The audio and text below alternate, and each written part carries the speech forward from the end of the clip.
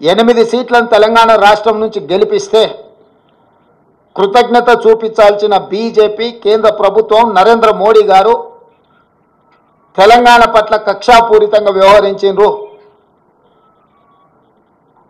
ఎన్నికల కంటే ముందు నేను పదే చెప్పిన ఓట్లు సీట్లు మాత్రమే తెలంగాణ నుంచి కావాలి కానీ తెలంగాణ ఆత్మగౌరవం పట్ల కేంద్ర ప్రభుత్వానికి ఎలాంటి పట్టింపు లేదు అని.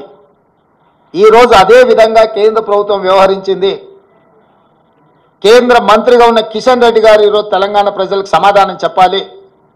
బీజేపీ అధ్యక్షుడిగా నరేంద్ర మోడీ గారి మంత్రివర్గంలో యూనియన్ క్యాబినెట్ మినిస్టర్గా కిషన్ రెడ్డి గారు బాధ్యత వహించాలి. తెలంగాణకు జరిగిన అన్యాయానికి తెలంగాణ ప్రజలకు క్షమాపణ చెప్పి తక్షణమే మోడీ మంత్రివర్గం నుంచి తప్పుకోవాలి కిషన్ రెడ్డి గారు.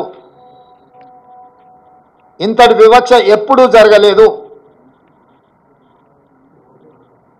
కేవలం కుర్చీ కోసం మౌనంగా ఉండడం ఇది సమంజసం కాదు. కిషన్ రెడ్డి గారు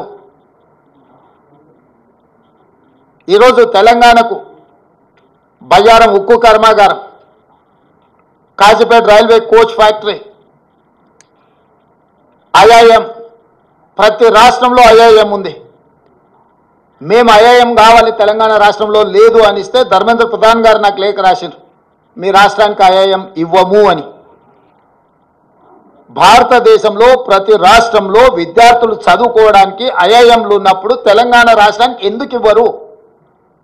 నేను ప్రధానమంత్రి గారిని కలిసి స్వయంగా ఐఐఎంకు లెటర్ ఇస్తే ప్రధానమంత్రి గారు సంబంధిత శాఖ మంత్రికి పంపిస్తే ధర్మేంద్ర ప్రధాన్ గారు నాకు లేఖ రాసిండ్రు 3 రోజుల క్రితం, మీ తెలంగాణ రాష్ట్రానికి ఐఐఎం ఇవ్వము అని. ఎందుకు ఇవ్వరు? ఐఐఎం మనకి ఇవ్వనప్పుడు కిషన్ రెడ్డి గారు ఎందుకు కొనసాగుతున్నాడు కేంద్ర మంత్రిగా? పాలమూరు రంగారెడ్డి ఎత్తిపోతలకు కేంద్ర ప్రభుత్వం ఎందుకు నిధులు ఇవ్వను అంటుంది? పోలవరం నిర్మాణానికి 1000 కోట్ల రూపాయలు ఇచ్చే కేంద్ర ప్రభుత్వం ఎందుకు పాలమూరు రంగారెడ్డి ఎత్తిపోతలకు కేంద్ర ప్రభుత్వం ఆర్థిక సహాయం చేయనంటుంది? అమరావతి నిర్మాణానికి 1000 కోట్ల రూపాయలు ఇస్తా అంటున్న కేంద్ర ప్రభుత్వం హైదరాబాద్ నగరంలో మెట్రో విస్తరణకు కానీ, మూసీ రివర్ డెవలప్మెంట్ ఫ్రంట్కు కానీ, రీజనల్ రింగ్ రోడ్ కోసం కానీ, వరంగల్లో ఆదిలాబాద్లో ఏర్పాటు చేయాలనుకుంటున్న ఎయిర్పోర్టులకు ఎందుకు ప్రత్యేకంగా నిధులు ఇవ్వరు అని చెప్పి కేంద్ర ప్రభుత్వాన్ని తెలంగాణ రాష్ట్ర ప్రభుత్వం ప్రశ్నిస్తున్నది. పెద్దన్నగా మేము భావిస్తుంటే మీరు దుర్మార్గంగా వ్యవహరిస్తున్నారు. ప్రధానమంత్రి వివక్ష లేని వికసిత్ భారత్ కోసం ప్రయత్నం చేయాలి. కానీ కేంద్ర ప్రభుత్వం ప్రవేశపెట్టిన బడ్జెట్ బీహార్ ఆంధ్రప్రదేశ్ కోసం ప్రత్యేకంగా ఈ సమావేశాలను ఏర్పాటు చేసి నిధులు కేటాయించినట్టుగా ఉన్నది. కేవలం క్విడ్ ప్రోకో.